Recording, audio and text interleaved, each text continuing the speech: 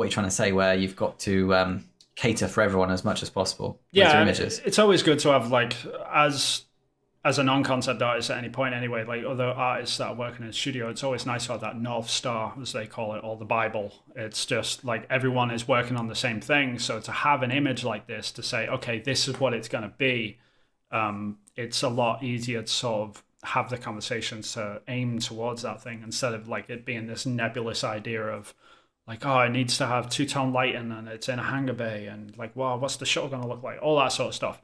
So instead of having that, like the concept artist comes in and just fills in that straight away. And it's like everyone is confident going into it, which is really important in that respect. Like people understand exactly what they're aiming for and what they get. And these things come in at different levels as well. So it's not like in this case, like I didn't do this from scratch. Like there was a functional screenshot taken from the engine, which was like half built or whatever, right?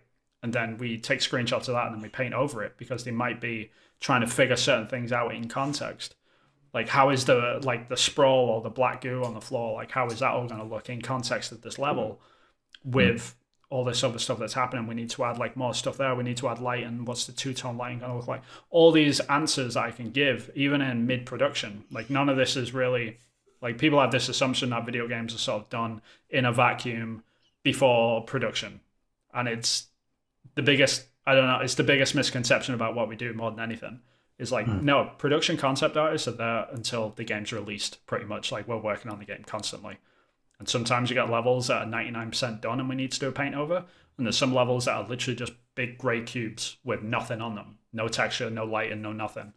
And they're like, all right, go, make us something pretty. And you're just there like, okay. And you've got to work with the art director to sort of figure that out for them.